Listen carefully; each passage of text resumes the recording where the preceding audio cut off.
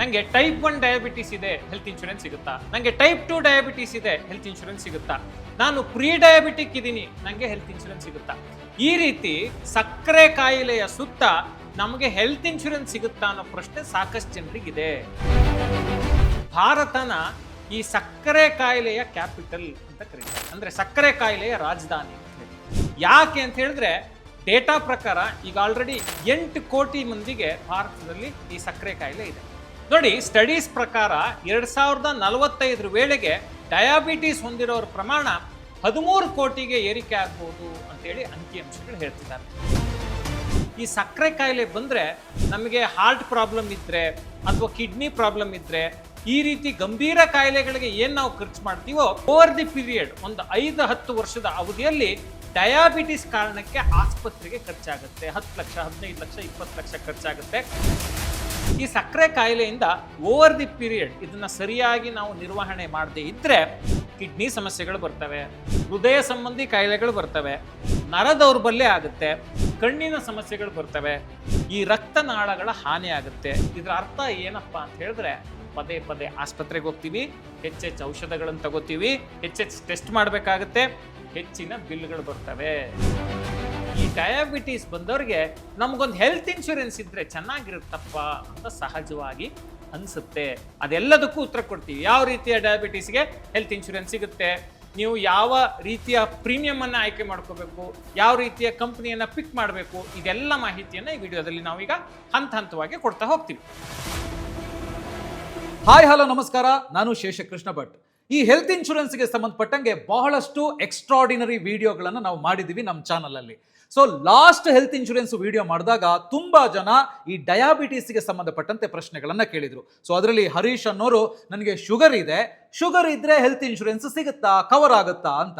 ಹಾಗೇನೆ ಇನ್ನೊಬ್ರು ಪದ್ಮರಾಜ್ ಅಂತ ಹೇಳುವಂತವ್ರು ಒಂದು ಕಮೆಂಟ್ ಮಾಡಿದ್ರು, ನಮ್ಮ ತಂದೆ ತಾಯಿಗೆ ಮಧುಮೇಹ ಇದೆ, ಸೊ ಅವರಿಗೆ ಹೆಲ್ತ್ ಇನ್ಶೂರೆನ್ಸ್ ಅನ್ನ ಮಾಡಿಸೋದಿಕ್ಕಾಗತ್ತಾ ಅಂತ. ಎಸ್, ಅದಕ್ಕೋಸ್ಕರನೇ ಈ ಸ್ಪೆಷಲ್ ವಿಡಿಯೋನ ಮಾಡ್ತಾ ಇದ್ದೀವಿ. ಸೊ ಈ ವಿಡಿಯೋದಲ್ಲಿ ನಾವು ಡಯಾಬಿಟಿಸ್ಗೆ ಹೆಲ್ತ್ ಇನ್ಶೂರೆನ್ಸ್ ಸಿಗುತ್ತಾ, ಯಾವ್ಯಾವ ಡಯಾಬಿಟಿಸ್ಗೆ ಹೆಲ್ತ್ ಇನ್ಶೂರೆನ್ಸ್ ಸಿಗುತ್ತೆ, ಯಾವ್ಯಾವ ಥರದ ಪ್ಲಾನ್ಗಳಿದಾವೆ, ಪ್ರೀಮಿಯಂ ಎಷ್ಟಿರುತ್ತೆ, ಕವರೇಜ್ ಎಷ್ಟು ಸಿಗುತ್ತೆ, ಪಡೆಯೋದು ಹೇಗೆ, ಎಲ್ಲವನ್ನ ಇನ್ ಡೀಟೇಲ್ ಆಗಿ ಮಾತಾಡ್ತೀವಿ. ಎಸ್, ಇದನ್ನು ತಿಳಿಸ್ಕೊಡೋದಕ್ಕೆ ನಮ್ಮ ಜೊತೆಗೆ ಶರತ್ MS ಅವರಿದ್ದಾರೆ. ಇವರು ಸೀನಿಯರ್ ಜರ್ನಲಿಸ್ಟ್, ವೈಯಕ್ತಿಕ ಹಣಕಾಸು ಬರಹಗಾರರು, ಹಾಗೆಯೇ ಬಾಸ್ವಾಲಾ ಸಂಸ್ಥೆಯ ಕಂಟೆಂಟ್ ವಿಭಾಗದ ಮುಖ್ಯಸ್ಥರು. ಮತ್ತೆ ಆಗ್ತಾಡ ಅವರನ್ನ ವೆಲ್ಕಮ್ ಮಾಡೋಣ, ಅವ್ರ ಜೊತೆಗೆ ಮಾತಾಡ್ತಾ ಹೋಗೋಣ. ಶರತ್ ಅವರು ನಮಸ್ತೆ, ವೆಲ್ಕಮ್ ಟು ದಿ ಶೋ. ನಮಸ್ತೆ ಶೇಷ. ಎಸ್ ಶರತ್ ಅವರೇ, ಈ ಹೆಲ್ತ್ ಇನ್ಶೂರೆನ್ಸ್ಗೆ ಸಂಬಂಧಪಟ್ಟಂಗೆ ಬಹಳಷ್ಟು ವಿಡಿಯೋಗಳನ್ನ ನಾವು ಮಾಡಿದೀವಿ ಇನ್ ಡೀಟೇಲ್ ಆಗಿ. ತುಂಬಾ ಜನ ಕೇಳುವಂತ ಪ್ರಶ್ನೆ ಏನು ಅಂದ್ರೆ, ಡಯಾಬಿಟಿಸ್ ಇದೆ, ನಮಗಿದೆ, ನಮ್ಮ ತಂದೆ ತಾಯಿಗಿದೆ ಅಥವಾ ನಮ್ಮ ಕುಟುಂಬದವರಿಗಿದೆ, ನಮಗೆ ಹೆಲ್ತ್ ಇನ್ಶೂರೆನ್ಸ್ ಸಿಗುತ್ತಾ ಅಂತ. ಸೊ ಅಂದ್ರೆ ಡಯಾಬಿಟಿಸ್ಗೆ ಹೆಲ್ತ್ ಇನ್ಶೂರೆನ್ಸ್ ಇದೆಯಾ ಅಂತ, ಸೊ ಇದ್ರ ಬಗ್ಗೆ ತಿಳಿಸ್ಕೊಡ್ಬೋದಾ ಅಂತ. ಈಗ ನೋಡಿ ಶೇಷ, ತುಂಬಾ ಜನರ ಪ್ರಶ್ನೆ ನೀವು ಹೇಳಿದಾಗೆ, ನಂಗೆ ಟೈಪ್ 1 ಡಯಾಬಿಟಿಸ್ ಇದೆ, ಹೆಲ್ತ್ ಇನ್ಶೂರೆನ್ಸ್ ಸಿಗುತ್ತಾ? ನಂಗೆ ಟೈಪ್ 2 ಡಯಾಬಿಟಿಸ್ ಇದೆ, ಹೆಲ್ತ್ ಇನ್ಶೂರೆನ್ಸ್ ಸಿಗುತ್ತಾ? ನಾನು ಪ್ರೀ ಡಯಾಬಿಟಿಕ್ ಇದ್ದೀನಿ, ನಂಗೆ ಹೆಲ್ತ್ ಇನ್ಶೂರೆನ್ಸ್ ಸಿಗುತ್ತಾ? ಈ ರೀತಿ ಸಕ್ಕರೆ ಕಾಯಿಲೆಯ ಸುತ್ತ ನಮಗೆ ಹೆಲ್ತ್ ಇನ್ಶೂರೆನ್ಸ್ ಸಿಗುತ್ತಾ ಅನ್ನೋ ಪ್ರಶ್ನೆ ಸಾಕಷ್ಟು ಜನರಿಗಿದೆ. ಈ ಪ್ರಶ್ನೆ ಬರೋದು ಸಹಜ. ಯಾಕೆ ಇದು ಬರುತ್ತೆ ಅಂತ ಹೇಳಿದ್ರೆ, ಈ ಸಕ್ಕರೆ ಕಾಯಿಲೆ ಬಂದ್ರೆ ನಮಗೆ ಹಾರ್ಟ್ ಪ್ರಾಬ್ಲಮ್ ಇದ್ರೆ ಅಥವಾ ಕಿಡ್ನಿ ಪ್ರಾಬ್ಲಮ್ ಇದ್ರೆ ಈ ರೀತಿ ಗಂಭೀರ ಕಾಯಿಲೆಗಳಿಗೆ ಏನ್ ನಾವು ಖರ್ಚು ಮಾಡ್ತೀವೋ ಅದೇ ರೀತಿಯ ದೊಡ್ಡ ಖರ್ಚು ಓವರ್ ದಿ ಪೀರಿಯಡ್ ಒಂದು 5-10 ವರ್ಷದ ಅವಧಿಯಲ್ಲಿ ಡಯಾಬಿಟಿಸ್ ಕಾರಣಕ್ಕೆ ಆಸ್ಪತ್ರೆಗೆ ಖರ್ಚಾಗುತ್ತೆ. 10 ಲಕ್ಷ, 15 ಲಕ್ಷ, 20 ಲಕ್ಷ ಖರ್ಚಾಗುತ್ತೆ. ಯಾಕೆ ಅಂತ ಹೇಳಿದ್ರೆ ಡಯಾಬಿಟಿಸ್ ಅನ್ನೋದು ಒಂದು ಬಂದ್ರೆ ಹಲವು ಆರೋಗ್ಯ ಸಮಸ್ಯೆಗಳಿಗೆ ಅದು ದಾರಿ ಮಾಡಿಕೊಡುತ್ತೆ. ಹಾಗಾಗಿ ಸಹಜವಾಗಿ ಜನರು ಈ ಆತಂಕದ ಪ್ರಶ್ನೆಗಳನ್ನು ಕೇಳ್ತಾರೆ. ಮತ್ತೆ coming back to the point, ಭಾರತನ ಈ ಸಕ್ಕರೆ ಕಾಯಿಲೆಯ ಕ್ಯಾಪಿಟಲ್ ಅಂತ ಕರೀತಾರೆ, ಅಂದ್ರೆ ಸಕ್ಕರೆ ಕಾಯಿಲೆಯ ರಾಜಧಾನಿ ಅಂತ ಹೇಳಿ. ಯಾಕೆ ಅಂತ ಹೇಳಿದ್ರೆ ಡೇಟಾ ಪ್ರಕಾರ ಈಗ ಆಲ್ರೆಡಿ 8 ಕೋಟಿ ಮಂದಿಗೆ ಭಾರತದಲ್ಲಿ ಈ ಸಕ್ಕರೆ ಕಾಯಿಲೆ ಇದೆ.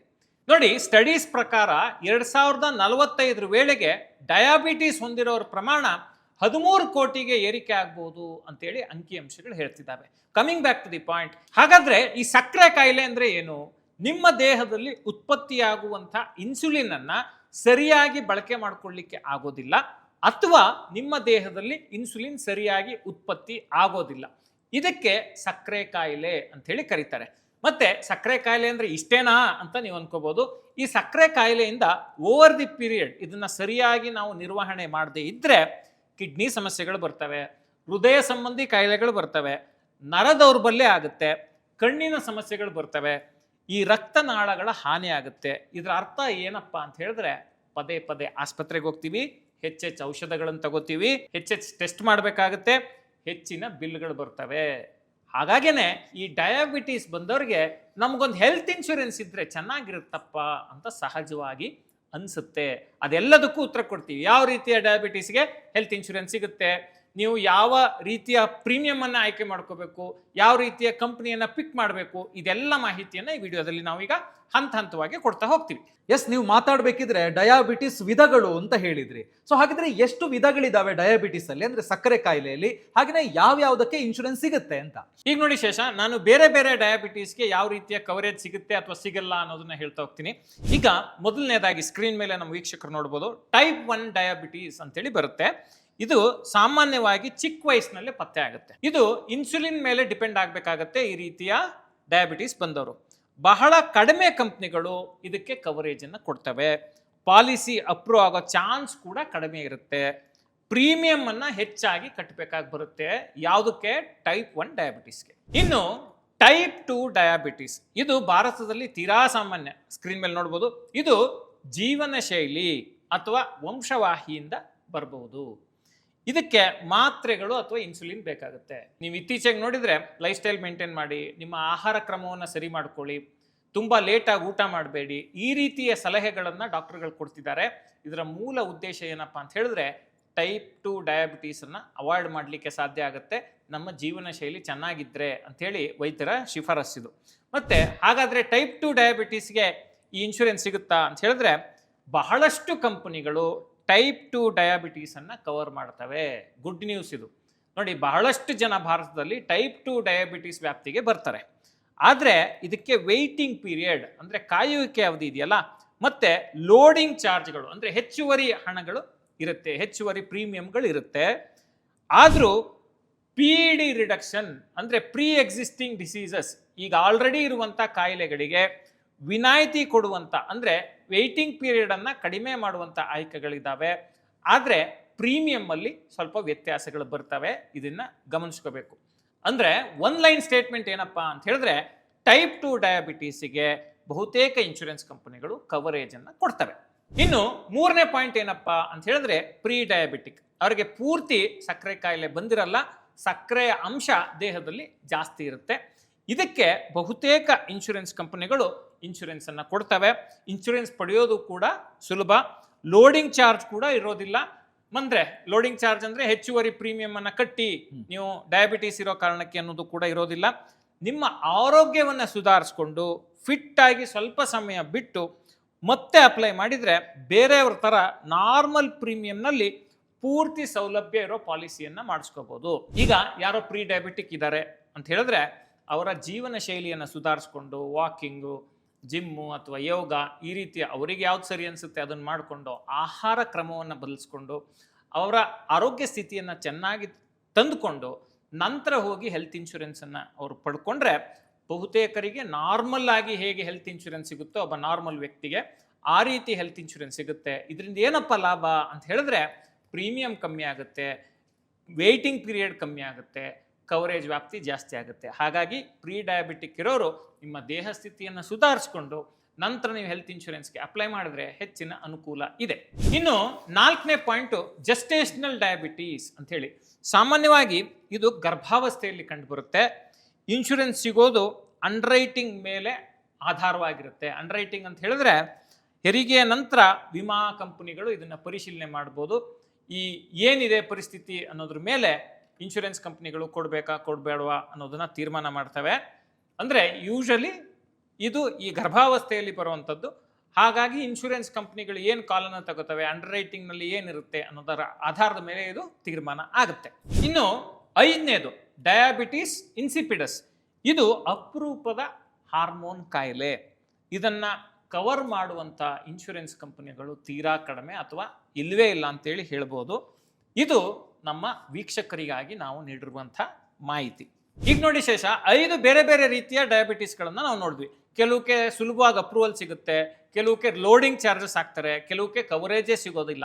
ಈ ರೀತಿಯ ಚಾಲೆಂಜ್ಗಳನ್ನು ಜನರು ಫೇಸ್ ಮಾಡ್ತಾರೆ. ಜನರಿಗೆ ಬರೋ ಪ್ರಶ್ನೆ ಏನು, ಯಾವ ಇನ್ಶೂರೆನ್ಸ್ ತಗೊಳ್ಳಿ, ಯಾವ ಪ್ಲಾನ್ ಬೆಸ್ಟು, ನನಗೆ ಯಾವ ರೀತಿಯ ಕವರೇಜ್ ಅನ್ನ ನಾನು ಪಡ್ಕೋಬೇಕು, ನನಗೆ ಈ ರೀತಿಯ ಡಯಾಬಿಟಿಸ್ ಇದೆ ಅನ್ನೋ ಪ್ರಶ್ನೆಗಳು ಬರ್ತವೆ. ನೋಡಿ, ಇಂಥ ಸಮಯದಲ್ಲಿ ಈ ಮಾರ್ಗದರ್ಶನ ಅನ್ನೋದು ತುಂಬಾ ಇಂಪಾರ್ಟೆಂಟ್ ಆಗುತ್ತೆ. ಸಾಮಾನ್ಯವಾಗಿ ಈ ಸಕ್ಕರೆ ಕಾಯಿಲೆ ಇರೋರು 2 ರೀತಿಯ ತಪ್ಪುಗಳನ್ನು ಮಾಡ್ತಾರೆ. ಹೆಂಗೂ ಸಕ್ಕರೆ ಕಾಯಿಲೆ ಇದೆಯಲ್ಲ, ನೆಟ್ಟಿಗೆ ಕವರೇಜ್ ಕೊಡಲ್ಲ, ನಾನು ಇನ್ಶೂರೆನ್ಸೇ ತಗೊಳ್ಳೋದು ಬೇಡ ಅಂತೇಳಿ ಅನಗತ್ಯವಾಗಿ ಯಾವುದೇ ವಿಚಾರ ಮಾಡದೆ ಮುಂದೂಡ್ಬಿಡ್ತಾರೆ. ಇನ್ನೊಂದು ತಪ್ಪು ಏನು ಮಾಡ್ತಾರಪ್ಪ ಅಂತ ಹೇಳಿದ್ರೆ, ಯಾವುದೋ ಒಂದು ಇನ್ಶೂರೆನ್ಸ್ ತಗೊಂಡು ಅದಕ್ಕೆ ನೆಟ್ ಕವರೇಜ್ ಸಿಗದೆ ನಿಮಗೆ ಅಂದ್ರೆ ಸಾಮಾನ್ಯವಾಗಿ ಉಪಯೋಗಕ್ಕೆ ಬರದಂತ ಪಾಲಿಸಿಯನ್ನು ತೆಗೆದುಕೊಂಡು ಆಮೇಲೆ ಪರಿತಪಿಸ್ತಾರೆ. ಇದು ಎರಡನ್ನೂ ಅವಾಯ್ಡ್ ಮಾಡಬೇಕು ಅಂತ ಹೇಳಿದ್ರೆ ಸರಿಯಾದ ಮಾರ್ಗದರ್ಶನವನ್ನ ಪಡ್ಕೋಬೇಕು. ನೋಡಿ, ಇಂಥ ಸಂದರ್ಭದಲ್ಲೇ ಡಿಟ್ಟೋದಂತ ಅಡ್ವೈಸರಿ ಪ್ಲಾಟ್ಫಾರ್ಮ್ಗಳು ಜನರಿಗೆ ಸಹಾಯವನ್ನು ಮಾಡ್ತವೆ. ಈ ಡಿಟ್ಟೋ ಪ್ಲಾಟ್ಫಾರ್ಮ್ ಅಲ್ಲಿ ನೀವು ಹೆಲ್ತ್ ಇನ್ಶೂರೆನ್ಸ್ ಅಡ್ವೈಸರ್ಸ್ ಇಂದ ನೀವು ಸಲಹೆಯನ್ನ ಉಚಿತವಾಗಿ ಪಡ್ಕೋಬಹುದು. ಇಲ್ಲಿ ನೋಡಿ, ಗಮನಿಸಿ, ಉಚಿತವಾಗಿ ಪಡ್ಕೋಬಹುದು. ಮತ್ತೆ ನಿಮ್ಮ ಮಾತೃಭಾಷೆಯ ಕನ್ನಡದಲ್ಲೇ ಪಡ್ಕೋಬಹುದು ಅನ್ನೋದು ಇನ್ನೊಂದು ಮುಖ್ಯವಾದ ಅಂಶ. ಇವ್ರು ಹೆಂಗಪ್ಪ ಅಂತ ಹೇಳಿದ್ರೆ, ನೀವು ಕಾಲ್ ಬುಕ್ ಮಾಡ್ತೀರಿ, ನಿಮ್ಗೆ ಯಾವ ಟೈಮಲ್ಲಿ ಫ್ರೀ ಇದೆ ಆ ಸ್ಲಾಟ್ ಅನ್ನು ನೋಡ್ಕೊಂಡು ಬುಕ್ ಮಾಡಿದ್ರೆ ಅವರು ನಿಮಗೆ ಈ ಸಕ್ಕರೆ ಕಾಯಿಲೆ ಇರೋರಿಗೆ ಇನ್ಶೂರೆನ್ಸ್ ತಗೊಳ್ಳೋದು ಹೇಗೆ, ಯಾವ ರೀತಿಯ ಕವರೇಜ್ ತಗೋಬೇಕು, ಎಷ್ಟು ಕವರೇಜ್ ತಗೋಬೇಕು, ಯಾವ್ಯಾವ ಕವರೇಜ್ ಸಿಗುತ್ತೆ, ಇದೆಲ್ಲದ್ರ ಬಗ್ಗೆ ವೃತ್ತಿಪರ ಸಲಹೆಯನ್ನು ಕೊಡ್ತಾರೆ. ಯಾವ್ಯಾವುದೋ ಅರ್ಧಂಬರ್ಧ ಮಾಹಿತಿ ತಿಳ್ಕೊಂಡು ಖರೀದಿ ಮಾಡೋ ಅಗತ್ಯ ಇಲ್ಲ, ಪೂರ್ತಿ ವೃತ್ತಿಪರ ಸಲಹೆ ಇಲ್ಲಿ ಸಿಗುತ್ತೆ. ಈ ರೀತಿ ವೃತ್ತಿಪರ ಸಲಹೆಯನ್ನು ಪಡ್ಕೊಂಡಾಗ ನಿಮಗೆ ಸರಿಯಾದ ಆಯ್ಕೆಯನ್ನು ಮಾಡಲಿಕ್ಕಾಗುತ್ತೆ. ಹೆಲ್ತ್ ಇನ್ಶೂರೆನ್ಸ್ ಯಾವುದನ್ನ ತಗೋಬೇಕು ಸಕ್ಕರೆ ಕಾಯಿಲೆ ಇರೋರು ಅನ್ನೋದಕ್ಕೆ. ಇಷ್ಟೇ ಅಲ್ಲ, ಇವರು ನೀವು ಕಾಲ್ ಬುಕ್ ಮಾಡಿದ ತಕ್ಷಣ ನಿಮಗೆ ಫೋನ್ ಮಾಡಿ ಕಿರಿಕಿರಿ ಮಾಡೋದಿಲ್ಲ. ನೇರವಾಗಿ ನೀವೇನು ಕೇಳ್ತಿರೋ ಪ್ರಶ್ನೆ ಅಷ್ಟಕ್ಕೆ ಉತ್ತರ ಕೊಡ್ತಾರೆ. ಕೊಟ್ಟ ನಂತರ ನಿಮಗೆ ಸೂಕ್ತವಾದ ಸಲಹೆಯನ್ನು ಕೊಡ್ತಾರೆ. ಏನು ಮಾಡಬೇಕು, ಏನು ಮಾಡಬಾರ್ದು ಅನ್ನೋ ಮಾರ್ಗದರ್ಶನ ಕೂಡ ಸಿಗುತ್ತೆ. ಮತ್ತೆ ಯಾವುದೇ ವ್ಯಕ್ತಿಗೆ ಇರುವಂತಹ ಡಯಾಬಿಟೀಸು, ತೆಗೆದುಕೊಳ್ತಿರೋ ಮಾತ್ರೆ, ಯಾವ ಟೈಪ್ನ ಡಯಾಬಿಟೀಸು, ಇದೆಲ್ಲವನ್ನ ಕಂಪೇರ್ ಮಾಡಿ ನಿಮಗೆ ಯಾವ ಪಾಲಿಸಿ ಸೂಕ್ತ ಅನ್ನೋದ್ರ ಬಗ್ಗೆ ಗೈಡೆನ್ಸ್ ಅನ್ನು ಕೊಡ್ತಾರೆ. ಅಷ್ಟೇ ಅಲ್ಲ, ಪಾಲಿಸಿ ಸಿಗೋ ಚಾನ್ಸ್ ಎಷ್ಟಿದೆ, ನಿಮಗಿರೋ ಈ ಡಯಾಬಿಟೀಸ್ ಪ್ರಕಾರ ನಿಮಗೆ ಪಾಲಿಸಿ ಸಿಗಬಹುದಾದಂಥ ಸಾಧ್ಯತೆ ಎಷ್ಟಿದೆ ಅನ್ನೋದನ್ನು ಕೂಡ ನಿಮಗೆ ಮೊದಲೇ ತಿಳಿ ಹೇಳ್ತಾರೆ. ಅಂದರೆ ಪಾಲಿಸಿ ಸಿಕ್ಬಿಡುತ್ತೆ ಅಂತೇನೋ ನಿಮ್ಗೊಂದು ಫಾಲ್ಸ್ ಅಡ್ವೈಸ್ ಕೊಟ್ಟು ನಿಮಗೆ ತೊಂದರೆ ಮಾಡುವಂಥದ್ದನ್ನ ಮಾಡೋದಿಲ್ಲ. ಮತ್ತೆ ಇಷ್ಟೇ ಅಲ್ಲ, ತುಂಬಾ ಜನ ಚಾಲೆಂಜ್ ಫೇಸ್ ಮಾಡೋದಿಲ್ಲಿ ಕ್ಲೇಮ್ ಸಂದರ್ಭದಲ್ಲಿ. ನಿಮಗೆ ಅಗತ್ಯ ಇದ್ರೆ ಡಿಟ್ಟೋದವರು ಕ್ಲೇಮ್ ಸಂದರ್ಭದಲ್ಲೂ ಸಪೋರ್ಟ್ ಅನ್ನ ನೀಡ್ತಾರೆ. ಮತ್ತೆ ಇನ್ನೊಂದೇನಪ್ಪ ಅಂತ ಹೇಳಿದ್ರೆ, ಡಯಾಬಿಟಿಸ್ ಇರೋರಿಗೆ ಈ ಇನ್ಶೂರೆನ್ಸ್ ರೂಲ್ಸ್ ಏನಿದಾವೆ ತುಂಬಾ ಒಂದು ರೀತಿ ಕಾಂಪ್ಲಿಕೇಟೆಡ್ ಅಂತ ಅನ್ಸುತ್ತೆ. ಏನು ಉದಾಹರಣೆಗೆ ಅಂತ ಹೇಳಿದ್ರೆ, 1 ವರ್ಷದ ವೆಯ್ಟಿಂಗ್ ಪೀರಿಯಡ್ ವರ್ಸಸ್ 3 ವರ್ಷದ ವೆಯ್ಟಿಂಗ್ ಪೀರಿಯಡ್ ಯಾರಿಗೆ ಬರುತ್ತೆ? ಇದೊಂಥರ ಟ್ರಿಕಿ ಸಿಚುಯೇಷನ್. ನನಗಿರೋ ಡಯಾಬಿಟೀಸ್ ಏನು, ನನಗೆ ಎಷ್ಟು ಕವರೇಜು, ಮತ್ತೆ ನನಗಿರೋ ವೆಯ್ಟಿಂಗ್ ಪೀರಿಯಡ್ ಏನು, ಈ ರೀತಿಯ ಪ್ರಶ್ನೆಗಳು ಜನರಿಗೆ ಬರ್ತವೆ. ಅಷ್ಟೇ ಅಲ್ಲ, ಈ ಲೋಡಿಂಗ್, ನಿಮಗೆ ಡಯಾಬಿಟೀಸು ಜಾಸ್ತಿ ಇದೆ ಅದಕ್ಕೆ ನಿಮಗೆ ಲೋಡಿಂಗ್ ಜಾಸ್ತಿ ಆಗ್ತೀವಿ ಅನ್ನುವಾಗ ಇನ್ಶೂರೆನ್ಸ್ ಕಂಪ್ನಿಗಳು 20% ಹಾಕ್ಬೋದು, 60% ಹಾಕ್ಬೋದು. ಅದನ್ನ ಎಷ್ಟು ವ್ಯಾಲಿಡೇಟ್ ಮಾಡಿ ಹಾಕಬೇಕು ಅನ್ನೋದಕ್ಕೂ ಕೂಡ ಈ ಡಿಟ್ಟೋ ಪ್ಲಾಟ್ಫಾರ್ಮ್ ನಿಮಗೆ ಗೈಡ್ ಮಾಡುತ್ತೆ. ಈ ರೀತಿ ನೀವು ಕವರೇಜನ್ನು ತೆಗೆದುಕೊಳ್ಳುವಾಗ ವ್ಯಾಲಿಡೇಷನ್ ಅನ್ನು ಮಾಡದೇ ಇದ್ರೆ ನಿಮಗೆ ಪ್ರೀಮಿಯಂನಲ್ಲಿ ಓವರ್ ದ ಪೀರಿಯಡ್ ಲಕ್ಷಾಂತರ ರೂಪಾಯಿ ವ್ಯತ್ಯಾಸ ಆಗುತ್ತೆ. ಅದನ್ನು ತಡಿಬೇಕು ಅಂತ ಹೇಳಿದ್ರೆ ಸೂಕ್ತ ಸಲಹೆ, ಸೂಕ್ತ ಮಾರ್ಗದರ್ಶನ ಬಹಳ ಬಹಳ ಬಹಳ ಮುಖ್ಯ. ಅಂದ್ರೆ ಸುಮ್ಮನೆ ಗೆಸ್ ಮಾಡಬಾರದು ಅಂತ. ಏನು ಗೊತ್ತಾ, ತುಂಬಾ ಸತಿ ನಮ್ಮ ಜನ ಏನ್ ಮಾಡ್ತಾರೆ, ಅಂದಾಜಿ ಗುಂಡಾರಿಸ್ತಾರೆ. ಈ ಅಂದಾಜಿ ಗುಂಡಾರಿಸಿ ಏನನ್ನು ಖರೀದಿ ಮಾಡಬಹುದು, ಎಸ್ಪೆಷಲಿ ಇನ್ಶೂರೆನ್ಸ್ ಅನ್ನ ಖರೀದಿ ಮಾಡಲೇಬಾರದು. ನಮ್ಮ ವೀಕ್ಷಕರಿಗೆ ಈ ಹೆಲ್ತ್ ಇನ್ಶೂರೆನ್ಸ್ ಬಗ್ಗೆ ಮಾರ್ಗದರ್ಶನ ಬೇಕು. ಪರ್ಟಿಕ್ಯುಲರ್ಲಿ ಸಕ್ಕರೆ ಕಾಯಿಲೆ ಇರೋರಿಗೆ ಹೆಲ್ತ್ ಇನ್ಶೂರೆನ್ಸ್ ಸಿಗುತ್ತಾ ಅನ್ನೋದ್ರ ಬಗ್ಗೆ ಸರಿಯಾದ ಮಾರ್ಗದರ್ಶನ ಬೇಕು ಅಂತ ಹೇಳಿದ್ರೆ ಡಿಸ್ಕ್ರಿಪ್ಷನ್ ಅಲ್ಲಿರೋ ಡಿಟ್ಟೋ ಲಿಂಕ್ ಅನ್ನ ಕ್ಲಿಕ್ ಮಾಡಿ, ಅವರು ನೀವು ಕಾಲನ್ನು ಬುಕ್ ಮಾಡ್ಕೊಂಡ ನಂತರ ನಿಮಗೆ ಫೋನ್ ಮಾಡಿ ಸೂಕ್ತ ಮಾರ್ಗದರ್ಶನವನ್ನ ನಿಮ್ಮ ಭಾಷೆಯಲ್ಲೇ ಕೊಡ್ತಾರೆ. ಇದು ನಿಮಗೆ ಹೆಚ್ಚು ಆಪ್ತವಾಗುತ್ತೆ. ನೋಡಿ, ನಿಮ್ಮ ಭಾಷೆಯಲ್ಲೇ ಸಲಹೆ ಸಿಗೋದಿದೆಯಲ್ಲ, ಈಗ ಬಹಳಷ್ಟು ಸಂದರ್ಭದಲ್ಲಿ ಏನಾಗುತ್ತೆ, ಇಂಗ್ಲೀಷಲ್ಲಿ ಇಲ್ಲ ಹಿಂದಿಯಲ್ಲಿ ಕೊಡ್ತಾರೆ. ಕೊಟ್ಟಾಗ ನಿಮ್ಗೆ ಅರ್ಧ ಅರ್ಥ ಆಗುತ್ತೆ, ಅರ್ಧ ಅರ್ಥ ಆಗಲ್ಲ. ಕನ್ನಡದಲ್ಲೇ ಅವ್ರು ಕೊಡ್ತಾರೆ ಅನ್ನೋದು ಇಲ್ಲಿ ಪ್ಲಸ್ ಪಾಯಿಂಟು. ನಿಮ್ಮ ಭಾಷೆ, ನಿಮಗೆ ಅರ್ಥವಾಗುವ ಭಾಷೆಯಲ್ಲಿ ಇನ್ಶೂರೆನ್ಸ್ನ ನಿಯಮಗಳನ್ನು ತಿಳ್ಕೊಳ್ಳೋದು ಬಹಳ ಮುಖ್ಯ. ಯಾಕೆ ಅಂತ ಹೇಳಿದ್ರೆ ಇನ್ಶೂರೆನ್ಸ್ ತಗೊಳ್ಳೋದು ಕಷ್ಟ ಕಾಲಕ್ಕೆ ಕವರೇಜ್ ಸಿಗಲಿ ಅನ್ನೋ ಕಾರಣಕ್ಕೆ ನೀವು ಅರ್ಧಂಬರ್ಧ ತಿಳ್ಕೊಂಡು ಯಾವುದೋ ಭಾಷೆಯಲ್ಲಿ ನೀವು ಸಲಹೆ ತೆಗೆದುಕೊಂಡು ಇನ್ಶೂರೆನ್ಸ್ ತಗೊಂಡ್ರೆ ಸಂಕಷ್ಟಕ್ಕೆ ಸಿಲುಕಿದ್ರೆ ಇನ್ಶೂರೆನ್ಸ್ ಕಟ್ಟಿನೂ ಯಾವುದೇ ಪ್ರಯೋಜನ ಆಗೋದಿಲ್ಲ. ಎಸ್ ಶರತ್ ಅವರೇ, ತುಂಬಾ ಒಳ್ಳೆ ವಿಚಾರವನ್ನ ತಿಳಿಸ್ಕೊಟ್ರಿ. ಯಾಕೆ ಅಂತ ಹೇಳಿದ್ರೆ ಎಷ್ಟೋ ಜನ ಈ ಹೆಲ್ತ್ ಇನ್ಶೂರೆನ್ಸ್ ಅನ್ನ ತೆಗೆದುಕೊಳ್ಳೋದಕ್ಕೆ ಇರೋ ಕಾರಣನೇ ಅದರ ನಿಯಮಗಳ ಬಗ್ಗೆ ಗೊತ್ತಿಲ್ಲದೆ ಇರುವಂಥದ್ದು. ಸೊ ಕನ್ನಡದಲ್ಲೇ ಕಾಲ್ ಬುಕ್ ಮಾಡಿ ಹೇಗೆ ನಾವು ಮಾಹಿತಿಯನ್ನು ಪಡ್ಕೊಳ್ಬೋದು, ಹೇಗೆ ಹೆಲ್ತ್ ಇನ್ಶೂರೆನ್ಸ್ ಅನ್ನ ತಗೊಳ್ಬೋದು ಅಂತ ಹೇಳುವಂಥದ್ದನ್ನ ತಿಳಿಸ್ಕೊಟ್ರಿ. ಸೊ ಹೌದು, ಇಷ್ಟೆಲ್ಲ ಮಾತಾಡಿದ ಮೇಲೆ ನಂಗೆ ಬರುವಂತ ಪ್ರಶ್ನೆ ಏನು ಅಂದ್ರೆ, ಈ ಡಯಾಬಿಟಿಸ್ಗೆ ಹೆಲ್ತ್ ಇನ್ಶೂರೆನ್ಸ್ ಯಾಕೆ ಅಂತ. ಈಗ ನೋಡಿ, ಬಹಳ ಒಳ್ಳೆ ಪ್ರಶ್ನೆ ಕೇಳಿದ್ರಿ. ನಿಮಗೆ ಡಯಾಬಿಟಿಸ್ ಇದ್ದವರು ಹೆಲ್ತ್ ಇನ್ಶೂರೆನ್ಸ್ ತಗೋಬೇಕಾ ಬೇಡವಾ ಅನ್ನೋ ಪ್ರಶ್ನೆ ತುಂಬಾ ಜನರಿಗೆ ಕಾಣುತ್ತೆ. ಡಯಾಬಿಟಿಸ್ ಇರೋರು ಕಡ್ಡಾಯವಾಗಿ ಹೆಲ್ತ್ ಇನ್ಶೂರೆನ್ಸ್ ಅನ್ನ ತೆಗೆದುಕೊಳ್ಳೋ ಪ್ರಯತ್ನವನ್ನ ಮಾಡಿ. ಯಾಕೆ ಅಂತ ಹೇಳಿದ್ರೆ ಬರೀ ಇದು ಡಯಾಬಿಟೀಸ್ನ ವಿಷಯ ಅಲ್ಲ, ಡಯಾಬಿಟೀಸಿಂದ ಫರ್ದರ್ ಆಗೋ ಕಾಂಪ್ಲಿಕೇಶನ್ಸು, ಹೆಲ್ತ್ ಇಶ್ಯೂಸ್ಗೆ ನೀವು ಪ್ರಿಪೇರ್ ಆಗಬೇಕಾಗುತ್ತೆ. ಈಗ ನೋಡಿ ಶೇಷ, ಈಗ ನಾವು ಸರಿಯಾಗಿ ಈ ಸಕ್ಕರೆ ಕಾಯಿಲೆಗೆ ಹೆಲ್ತ್ ಇನ್ಶೂರೆನ್ಸನ್ನು ಮಾಡ್ಕೊಳ್ಳಿಲ್ಲ ಅಂತ ಹೇಳಿದ್ರೆ ನಮ್ಮ ಪರಿಶ್ರಮದ ಉಳಿತಾಯ ಆಸ್ಪತ್ರೆ ಪಾಲಾಗ್ಬಿಡ್ಬೋದು. ಈಗ ಉದಾಹರಣೆಗೆ ನೋಡಿ, ಈಗ ಒಂದು ರೆಗ್ಯುಲರ್ ಟೆಸ್ಟ್ ಮಾಡಿಸ್ಬೇಕಪ್ಪ ಅಂತ ಹೇಳಿದ್ರೆ 10,000ದಿಂದ 25,000 ರೂಪಾಯಿವರೆಗೆ ಖರ್ಚಾಗುತ್ತೆ. ಈಗ ನೋಡಿ, ಡಯಾಬಿಟೀಸ್ ಬಂತು ಅಂದ ತಕ್ಷಣ ಬರೀ ಸಕ್ಕರೆ ಕಾಯಿಲೆ ಇದೆಯಾ ಇಲ್ವಾ ಅಂತ ಟೆಸ್ಟ್ ಮಾಡ್ಕೊಳ್ಳೋದಲ್ಲ, ಇಡೀ ದೇಹದ ಪರಿಸ್ಥಿತಿಯನ್ನು ನಾವು ನೋಡ್ಕೋಬೇಕಾಗತ್ತೆ. ಆ ಕಾರಣಕ್ಕೆ 10ರಿಂದ 25,000 ರೂಪಾಯಿವರೆಗೆ ಖರ್ಚಾಗುತ್ತೆ. ಈಗ ನೋಡಿ, ನೀವು ಫುಲ್ ಬಾಡಿ ಚೆಕಪ್ ಅಂತ ಹೋದರೆ ಮಿನಿಮಮ್ 12,000 ರೂಪಾಯಿ ಪ್ಯಾಕೇಜ್ ಇರುತ್ತೆ ಒಳ್ಳೆ ಸ್ಕ್ಯಾನಿಂಗ್ ಸೆಂಟರ್ಸಲ್ಲಿ ಹೋದರೆ. ಮತ್ತು ಇನ್ನು ಡಯಾಬಿಟೀಸ್ ಇರೋರಿಗೆ ಅಡಿಷ್ನಲ್ ಚೆಕಪ್ಗಳನ್ನು ಹೇಳ್ತಾರೆ. ಎಲ್ಲ ಲೆಕ್ಕ ಹಾಕೊಂಡು ಹೋದರೆ 10ರಿಂದ 25,000 ರೂಪಾಯಿ ಹಂಗೆ ಖರ್ಚಾಗ್ಬಿಡುತ್ತೆ. ಸ್ಪೆಷಲಿಸ್ಟ್ ಕನ್ಸಲ್ಟೇಷನ್ ಮಾಡಬೇಕಾಗುತ್ತೆ. ಈಗ ನೋಡಿ, ಡಯಾಬಿಟಿಕ್ ಸ್ಪೆಷಲಿಸ್ಟ್ಗಳ ಹತ್ರ ಹೋಗ್ಬೇಕಾಗುತ್ತೆ, ಇನ್ಯಾವುದೋ ಹಾರ್ಟ್ ಸ್ಪೆಷಲಿಸ್ಟ್ ಹತ್ರ ಹೋಗ್ಬೇಕಾಗುತ್ತೆ, ಅದಕ್ಕೆ ಕನ್ಸಲ್ಟೇಷನ್ ಬರುತ್ತೆ. ಔಷಧಿಗಳು ನೋಡಿ, ಎಷ್ಟೋ ಜನ ಕೈಯಲ್ಲಿ 5-6 ಮಾತ್ರೆ ನುಂಗ್ತಿರ್ತಾರೆ, ಅದಕ್ಕೆಲ್ಲ ಖರ್ಚು. ಆಮೇಲೆ ಆಸ್ಪತ್ರೆಗೆ ದಾಖಲಾಗೋ ಸಾಧ್ಯತೆ, ಆಸ್ಪತ್ರೆಗೆ ದಾಖಲಾದ್ರೆ ಸುಮ್ಮನೆ ದಾಖಲಾದ್ರೂ 2 ದಿವಸ ಆಸ್ಪತ್ರೆಯಲ್ಲಿ ಇದ್ದೆ ಅಂದ್ರೂ ಈಗ 2 ಲಕ್ಷ 3 ಲಕ್ಷ 4 ಲಕ್ಷ ತನಕ ಬಿಲ್ ಆಗಿಬಿಡುತ್ತೆ. ಆರೋಗ್ಯದ ಪರಿಸ್ಥಿತಿ ಆಧರಿಸಿ. ಮತ್ತು ಈ ಡಯಾಬಿಟೀಸ್ ಅನ್ನೋದು ಬರೀ ಮಾತ್ರೆ ಖರ್ಚು, ಚೆಕಪ್ ಖರ್ಚು, ಡಾಕ್ಟರ್ ಖರ್ಚು, OPD ಖರ್ಚು ಅಷ್ಟೇ ಅಲ್ಲ. ಈ ಡಯಾಬಿಟೀಸಿಂದ ಒಂದು ವೇಳೆ ಕಾಂಪ್ಲಿಕೇಶನ್ಸ್ ಡೆವಲಪ್ ಆದರೆ ಏನಾಗುತ್ತೆ, ಬೇರೆ ಬೇರೆ ದೇಹದ ಭಾಗಗಳಿಗೆ ಈ ಡಯಾಬಿಟೀಸಿಂದ ತೊಂದರೆ ಆಗೋ ಸಂದರ್ಭ ಇರುತ್ತೆ. ಎಲ್ಲರಿಗೂ ತೊಂದರೆ ಆಗೇ ಬಿಡುತ್ತೆ ಅಂತಲ್ಲ, ಸಾಧ್ಯತೆ ಇರುತ್ತೆ. We have to be prepared. ಯಾವತ್ತು ನಾವು ಪ್ಲ್ಯಾನ್ ಮಾಡುವಾಗ ವರ್ಸ್ಟನ್ನು ಪ್ರಿಡಿಕ್ಟ್ ಮಾಡಿ ಪ್ಲ್ಯಾನ್ ಮಾಡಬೇಕಾಗುತ್ತೆ. ಈಗ ನೋಡಿ, ಡಯಾಲಿಸಿಸ್ ಮಾಡಿಸ್ಬೇಕು ಅಂತ ಹೇಳಿದ್ರೆ 3ರಿಂದ 5 ಲಕ್ಷ ಖರ್ಚಾಗ್ಬೋದು ವರ್ಷಕ್ಕೆ. ನಾನು ಕನ್ವೆನ್ಷನಲ್ ಸ್ಟೈಲ್ನಲ್ಲಿ ಮಾಡಿಸ್ತೀನಿ ಅಂದರೂ ಕೂಡ. ಹೃದಯದ ಶಸ್ತ್ರಚಿಕಿತ್ಸೆ ಮಾಡಬೇಕು ಅಂತ ಹೇಳಿದ್ರೆ 4ರಿಂದ 8 ಲಕ್ಷ ಬೇಕಾಗ್ಬೋದು. ಕಣ್ಣಿನ ಸರ್ಜರಿಗಳು, ಈ ಡಯಾಬಿಟೀಸ್ ಬಂದಾಗ ಕಣ್ಣಿಗೂ ಕೆಲವು ಸಮಸ್ಯೆಗಳಾಗ್ತವೆ. ಕಣ್ಣಿನ ಸರ್ಜರಿಗಳು ಮತ್ತು ರಕ್ತನಾಳದ ಸರ್ಜರಿಗಳನ್ನು ಮಾಡಬೇಕು ಅಂತ ಹೇಳಿದ್ರೆ ಇದಕ್ಕೂ ಲಕ್ಷಾಂತರ ರೂಪಾಯಿ ಬೇಕಾಗುತ್ತೆ. ಇನ್ಶೂರೆನ್ಸ್ ಇಲ್ಲದೆ ಹೋದರೆ ಇವೆಲ್ಲ ಕೂಡ ನಿಮ್ಮ ಪರಿಶ್ರಮದ ಹಣವನ್ನು ಕರಗಿಸ್ತವೆ. ಆಸ್ಪತ್ರೆಗೆ ನೀವು ದುಡ್ಡು ಕಟ್ತಾನೇ ಇರ್ತೀರಿ, EMI ಕಟ್ಟೋ ಥರ. ಸೊ ಹಾಗಾಗಿ ಸಕ್ಕರೆ ಕಾಯಿಲೆ ಇರೋರು ಯಾವುದೇ ಅನುಮಾನ ಇಟ್ಕೋಬೇಡಿ, ನಂಗೊಂದು ಹೆಲ್ತ್ ಇನ್ಶೂರೆನ್ಸ್ ಬೇಕಾ ಬೇಡವಾ ಅಂಥೇಳಿ. ನಿಮಗೆ ಸಿಗುವ ಸಾಧ್ಯತೆ ಇದ್ದರೆ, ಈಗ ನಾವು ಹೇಳೋದಲ್ಲ ಟೈಪ್ 1, ಟೈಪ್ 2, ಪ್ರೀ ಡಯಾಬಿಟಿಕ್, ಈಗ ಬೇರೆ ಬೇರೆ ಕಂಡೀಷನ್ಸ್ ಇದೆ. ನಿಮ್ಮ ಕಂಡೀಷನ್ಸ್ನ ಪ್ರಕಾರ ನಿಮಗೆ ಹೆಲ್ತ್ ಇನ್ಶೂರೆನ್ಸ್ ಸಿಕ್ಕರೆ ಡಯಾಬಿಟೀಸ್ ಇರೋರು ದಯವಿಟ್ಟು ಅದನ್ನು ತೆಗೆದುಕೊಳ್ಳಿ.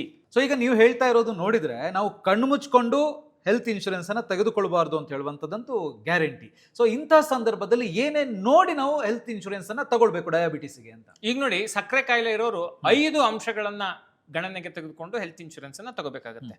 ಮೊದಲನೇದು ಏನಪ್ಪ ಪ್ರಶ್ನೆ, ನಾವಾಗಲೇ ಹೇಳಿದ್ವಿ 2-3 ರೀತಿ ಡಯಾಬಿಟೀಸನ್ನು ನಾವು 5 ರೀತಿ ಡಯಾಬಿಟೀಸನ್ನು ನಾವು ಎಕ್ಸ್ಪ್ಲೈನ್ ಮಾಡಿದ್ವಿ. ಈ 5 ರೀತಿಯ ಡಯಾಬಿಟೀಸ್ಗಳ ಪೈಕಿ ಯಾವ ರೀತಿಯ ಡಯಾಬಿಟೀಸ್ಗೆ ಎಷ್ಟು ಕವರೇಜ್ ಸಿಗುತ್ತೆ ಅನ್ನೋದ್ರ ಬಗ್ಗೆ ನಿಮಗೆ ಖಾತ್ರಿ ಇರಬೇಕು. ಉದಾಹರಣೆಗೆ, ಈಗ ಯಾರೋ ಒಬ್ರು ಇನ್ಸುಲಿನ್ ಮೇಲೆ ಡಿಪೆಂಡ್ ಆಗಿರ್ತಾರೆ, ಅವ್ರಿಗೆ ಪಾಲಿಸಿಯಲ್ಲಿ ಕವರೇಜ್ ಸಿಗುತ್ತಾ? ಒಂದನೇ ಪ್ರಶ್ನೆ. ಚಿಕ್ಕ ವಯಸ್ಸಿನಲ್ಲೇ ಡಯಾಬಿಟೀಸ್ ಪತ್ತೆ ಆಗಿದೆ, ಅದಕ್ಕೆ ಈ ಪಾಲಿಸಿ ಕವರೇಜ್ ಕೊಡುತ್ತಾ? ಈ ಪ್ರಶ್ನೆಗೆ ಕೇಳ್ಕೊಳ್ಳಿ.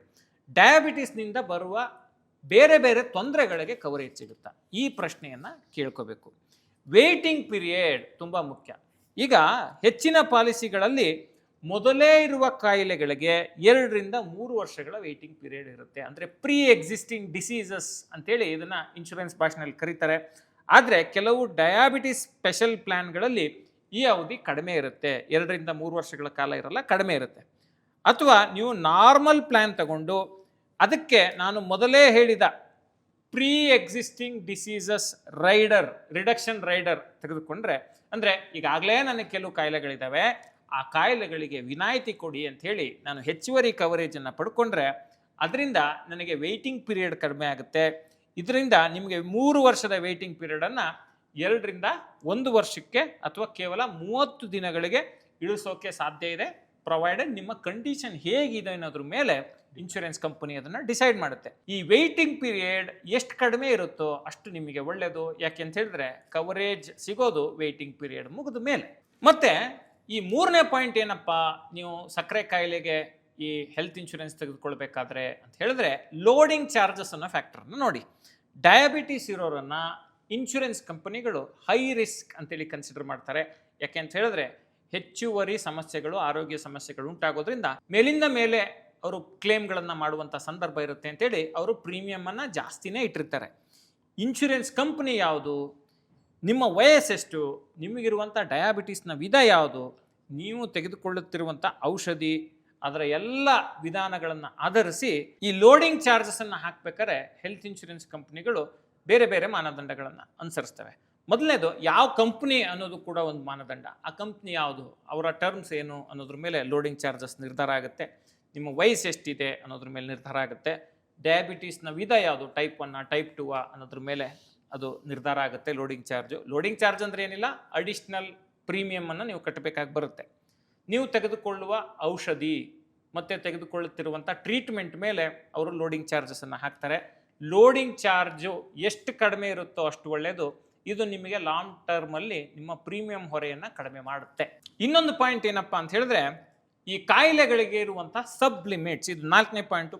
ಕೆಲವು ಪ್ಲ್ಯಾನ್ಗಳಲ್ಲಿ, ಈ ಡಯಾಬಿಟೀಸ್ ಪ್ಲ್ಯಾನ್ಗಳಲ್ಲಿ ಏನಾಗುತ್ತೆ ಅಂತ ಹೇಳಿದ್ರೆ ಸಬ್ ಲಿಮಿಟ್ಸನ್ನು ಹೇರ್ತಾರೆ. ಸಬ್ ಲಿಮಿಟ್ಸ್ ಅಂದರೆ ಏನು, ನಿಮಗೆ ಯಾವುದೋ ಒಂದು ಆರೋಗ್ಯ ತೊಂದರೆ ಇದೆ, ಅದಕ್ಕೆ ನಾವು ಇಂತಿಷ್ಟು ಹಣದ ಕವರೇಜನ್ನು ಮಾತ್ರ ಕೊಡ್ತೀವಿ ಅಂಥೇಳಿ ಒಂದು ಕ್ಯಾಪನ್ನು, ಒಂದು ಮಿತಿಯನ್ನು ಹೇರುತ್ತೆ ಇನ್ಶೂರೆನ್ಸ್ ಕಂಪ್ನಿ. ಉದಾಹರಣೆಗೆ ನಿಮ್ಮ ಪಾಲಿಸಿಯಲ್ಲಿ ಕಿಡ್ನಿ ಚಿಕಿತ್ಸೆಗೆ 2 ಲಕ್ಷದ ಮಿತಿ ಇದೆ ಅಂತ ಹೇಳಿದ್ರೆ ನಿಮ್ಮ ಬಿಲ್ 5 ಲಕ್ಷ ಆದರೆ 3 ಲಕ್ಷವನ್ನು ನೀವು ನಿಮ್ಮ ಜೇಬಿಂದ ಕಟ್ಟಬೇಕು, ಇನ್ನು 2 ಲಕ್ಷವನ್ನು ಇನ್ಶೂರೆನ್ಸ್ ಕಂಪನಿ ಕೊಡುತ್ತೆ. ಈ ರೀತಿಯ ಸಬ್ ಲಿಮಿಟ್ಸ್ ಇಲ್ಲದೆ ಇರುವಂಥ ಪಾಲಿಸಿಯನ್ನು ಅಥವಾ ಸಬ್ ಲಿಮಿಟ್ಸ್ ಕಡಿಮೆ ಇರೋ ಪಾಲಿಸಿಯನ್ನು ನೀವು ಗಣನೆಗೆ ತೆಗೆದುಕೊಳ್ಳಿ. ಮತ್ತು ರೆಸ್ಟೋರೇಷನ್ ಬೆನಿಫಿಟ್, ಡಯಾಬಿಟೀಸ್ ಇರೋರಿಗೆ ಮೇಲಿಂದ ಮೇಲೆ ಆಸ್ಪತ್ರೆಗೆ ಹೋಗುವಂಥದ್ದು ಅಥವಾ ಚಿಕಿತ್ಸೆ ಪಡೆಯುವಂಥ ಸಂದರ್ಭ ಬರುತ್ತೆ. ಹಾಗಾಗಿ ಅನ್ಲಿಮಿಟೆಡ್ ರೆಸ್ಟೋರೇಷನ್ ಅಂದರೆ ಏನು, ಈಗ ಇನ್ಶೂರೆನ್ಸ್ ಕವರೇಜ್ ಇರುತ್ತೆ ಒಂದು 3 ಲಕ್ಷಕ್ಕೋ 5 ಲಕ್ಷಕ್ಕೋ, ಅದು ಆಸ್ಪತ್ರೆಗೆ ದಾಖಲಾದಾಗ ಆ ಕವರೇಜನ್ನು ನಾವು ಪಡ್ಕೋತೀವಿ. ಇನ್ನೊಂದು ಸತಿ ಆಸ್ಪತ್ರೆಗೆ ದಾಖಲಾದರೆ ಇನ್ನೊಂದು ಸರಿ ಆಸ್ಪತ್ರೆಗೆ ದಾಖಲಾದಾಗ ಕೂಡ ಆ ಕವರೇಜನ್ನು ಕೊಡುವಂಥ ವ್ಯವಸ್ಥೆಯನ್ನು ರೆಸ್ಟೋರೇಷನ್ ಅಂತ ಕರೀತಾರೆ. ಆ ರೆಸ್ಟೋರೇಷನ್ ಬೆನಿಫಿಟ್ ಇರುವಂಥ ಪಾಲಿಸಿಯನ್ನು ಆಯ್ಕೆ ಮಾಡ್ಕೊಳ್ಳಿ. ಅನ್ಲಿಮಿಟೆಡ್ ರೆಸ್ಟೋರೇಷನ್ ಇರುವಂಥದ್ದನ್ನ. ಪಾರ್ಷಿಯಲ್ ಎಕ್ಸಾರ್ಷನ್ ಟ್ರಿಗರ್, ಇದು ಒಮ್ಮೆ ನಿಮ್ಮ ವಿಮಾ ಮೊತ್ತ ಖಾಲಿ ಆದರೂ ಮತ್ತೆ ಅದನ್ನು ತುಂಬಿಸುತ್ತೆ.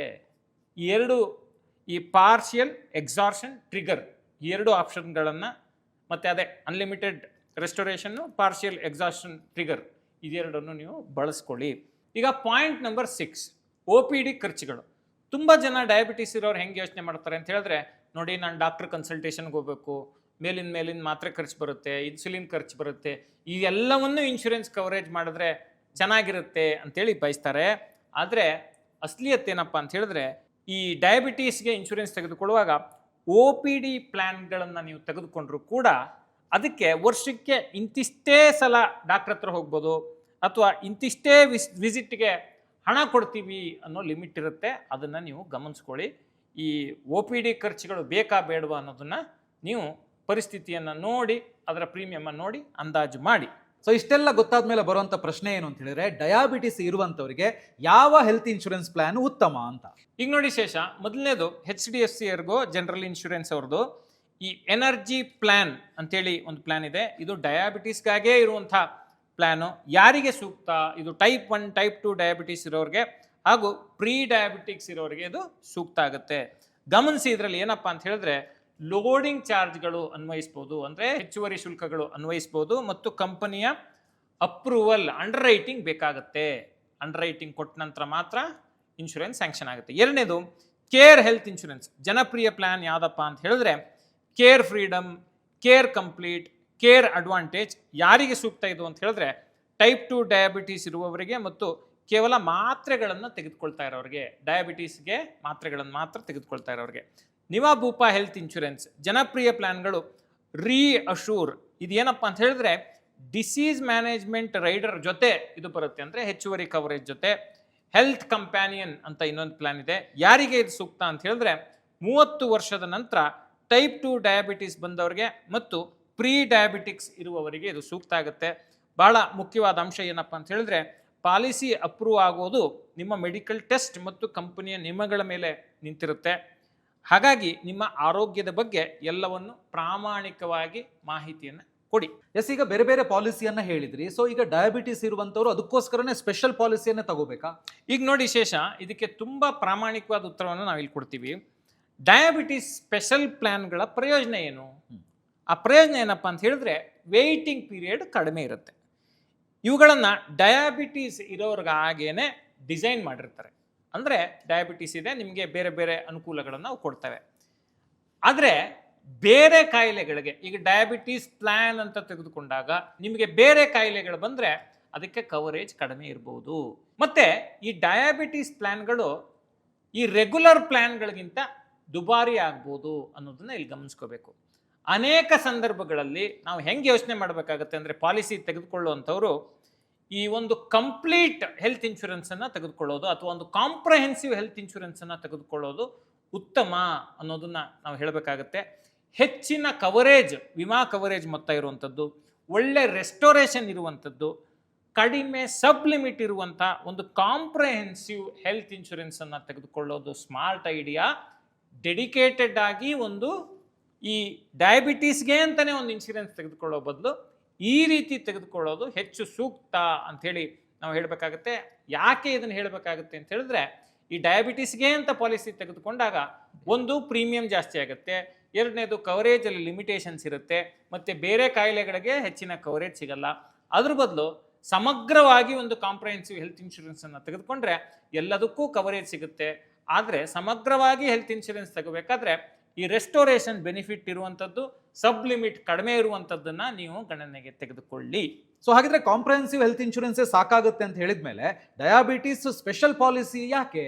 ಈಗ ನೋಡಿ ಶೇಷ, ಈಗ ನಾವು ಒಂದು ಅಂತಿಮ ಸಲಹೆಯನ್ನ ಬೇಸ್ಡ್ ಆನ್ ಇನ್ಪುಟ್ಸ್, ಈ ಇನ್ಶೂರೆನ್ಸ್ ಎಕ್ಸ್ಪರ್ಟ್ಗಳು ಕೊಟ್ಟಿರುವಂತಹ ಇನ್ಪುಟ್ಸ್ ಅನ್ನ ಆಧರಿಸಿ ನಾವು ಇಲ್ಲಿ ಹೇಳ್ತಾ ಇದೀವಿ.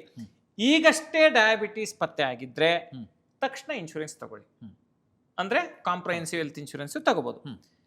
ಪ್ರೀ ಡಯಾಬಿಟಿಕ್ ಆಗಿದ್ರೆ, ಪೂರ್ತಿ ಡಯಾಬಿಟಿಸ್ ಆಗೋಕ್ಕೆ ಮುಂಚೆ ಈಗಲೇ ಪಾಲಿಸಿಯನ್ನು ತೆಗೆದುಕೊಂಡು ಲಾಕ್ ಮಾಡ್ಕೊಳ್ಳಿ. ಬಹಳ ವರ್ಷಗಳಿಂದ ಡಯಾಬಿಟಿಸ್ ಇದ್ದರೆ ಸ್ಪೆಷಲೈಸ್ಡ್ ಪ್ಲ್ಯಾನ್ಗಳನ್ನು ಸರಿಯಾಗಿ ಕಂಪೇರ್ ಮಾಡಿ ಆಯ್ಕೆ ಮಾಡಿ. ಅಂದರೆ ಆಪ್ಷನ್ 1, ಈಗಷ್ಟೇ ಡಯಾಬಿಟಿಸ್ ಪತ್ತೆ ಆಗಿದ್ದರೆ ಕಾಂಪ್ರಹೆನ್ಸಿವ್ ಇನ್ಶೂರೆನ್ಸ್ ತಗೋಬೋದು. ಪ್ರೀ ಡಯಾಬಿಟಿಕ್ ಆಗಿದ್ರೂ ಕೂಡ ಕಾಂಪ್ರಹೆನ್ಸಿವ್ ಪ್ಲ್ಯಾನ್ಗೆ ಹೋಗ್ಬೋದು. ಬಹಳ ವರ್ಷಗಳಿಂದ ಡಯಾಬಿಟೀಸ್ ಇದ್ದು ನಿಮಗೆ ತುಂಬ ಖರ್ಚಾಗ್ತಿದ್ರೆ ಸ್ಪೆಷಲೈಸ್ಡ್ ಪ್ಲ್ಯಾನ್ಗಳನ್ನು ಸರಿಯಾಗಿ ಕಂಪೇರ್ ಮಾಡಿ ಆಯ್ಕೆ ಮಾಡ್ಬೋದು. ನೀವು ಎಷ್ಟು ಬೇಗ ಇನ್ಶೂರೆನ್ಸ್ ತಗೋತೀರೋ ಅಷ್ಟು ಕಡಿಮೆ ಬೆಲೆಗೆ ಮತ್ತು ಸುಲಭವಾಗಿ ಅದು ನಿಮಗೆ ಸಿಗುತ್ತೆ. ವೇಟಿಂಗ್ ಪೀರಿಯಡ್ಗಳೆಲ್ಲ ಕಮ್ಮಿ ಆಗುತ್ತೆ. ನಿಮಗೆ ಸೂಟ್ ಆಗುವಂಥ ಬೆಸ್ಟ್ ಹೆಲ್ತ್ ಇನ್ಶೂರೆನ್ಸ್ ಪಾಲಿಸಿಯನ್ನು ಆಯ್ಕೆ ಮಾಡಲಿಕ್ಕೆ ಡಿಸ್ಕ್ರಿಪ್ಷನಲ್ಲಿರೋ ಡಿಟ್ಟೋ ಲಿಂಕನ್ನು ಕ್ಲಿಕ್ ಮಾಡಿ ಬೇಕಾದ ಮಾಹಿತಿಯನ್ನು ಅಲ್ಲಿ ಫಿಲ್ ಮಾಡಿ. ಆಗ ಅವರು ನಿಮಗೆ ಕರೆ ಮಾಡಿ ಸೂಕ್ತವಾದ ಇನ್ಶೂರೆನ್ಸ್ ಸಲಹೆಯನ್ನು IRDAI ಸರ್ಟಿಫೈಡ್ ಅಡ್ವೈಸರ್ಸು ನಿಮಗೆ ಡಿಟ್ಟೋ ಟೀಮ್ ಕಡೆಯಿಂದ ಕೊಡ್ತಾರೆ. ಈ IRDAI ಸರ್ಟಿಫೈಡ್ ಅಂತ ಯಾಕೆ ಹೇಳ್ತಿದ್ದೀನಿ ಅಂತ ಹೇಳಿದ್ರೆ, ಅದು ಒಂದು ಹೈಯೆಸ್ಟ್ ಬಾಡಿ ಇನ್ಶೂರೆನ್ಸ್ಗೆ ಸಂಬಂಧಪಟ್ಟಂಗೆ. ಅವರಿಂದ ಸರ್ಟಿಫೈ ಆದರೆ ಅವರು ಇನ್ಶೂರೆನ್ಸ್ ಬಗ್ಗೆ ಸಲಹೆಯನ್ನು ಕೊಡಲಿಕ್ಕೆ ಯೋಗ್ಯರು ಅನ್ನೋ ಒಂದು ಮಾನ್ಯತೆ ಇದ್ದಾಗೆ. ಆ ಕಾರಣಕ್ಕೆ ಈ ಸರ್ಟಿಫೈಡ್ ಎಕ್ಸ್ಪರ್ಟ್ಸಿಂದ ಮಾಹಿತಿಯನ್ನು ಪಡೆದುಕೊಳ್ಳೋದು ತುಂಬ ಮುಖ್ಯ ಆಗುತ್ತೆ. ಯಾವಾಗ ಅಂತ ಹೇಳಿದ್ರೆ ಇನ್ಶೂರೆನ್ಸನ್ನು ತೆಗೆದುಕೊಳ್ಳುವಾಗ. ಸೊ ನೋಡಿದ್ರಲ್ಲ, ಡಯಾಬಿಟೀಸ್ ನಿಮ್ಮ ಹಣಕಾಸಿನ ಸ್ಥಿತಿಯನ್ನ ನಿಯಂತ್ರಣ ಮಾಡೋದಕ್ಕೆ ಯಾವ ಕಾರಣಕ್ಕೂ ಕೂಡ ಬಿಡಬೇಡಿ. ಆದಷ್ಟು ಬೇಗ ಹೆಲ್ತ್ ಇನ್ಶೂರೆನ್ಸ್ ಅನ್ನ ತೆಗೆದುಕೊಳ್ಳಿ. ಸೊ ಈ ವಿಡಿಯೋ ನಿಮಗೆ ಇಷ್ಟ ಆಗಿದೆ ಅಂದ್ರೆ ಲೈಕ್ ಮಾಡಿ, ಶೇರ್ ಮಾಡಿ, ಬಾಸ್ವಾಲಾ ಕನ್ನಡ ಚಾನಲ್ ಅನ್ನ ಸಬ್ಸ್ಕ್ರೈಬ್ ಮಾಡಿ. ಬ್ರ್ಯಾಂಡ್ ಪಾರ್ಟ್ನರ್ಶಿಪ್ ಮತ್ತು ಜಾಹೀರಾತಿಗಾಗಿ ಸಂಪರ್ಕಿಸಿ brand@bosswala.com. WhatsApp number 9108014192. Bosswala. Be the boss.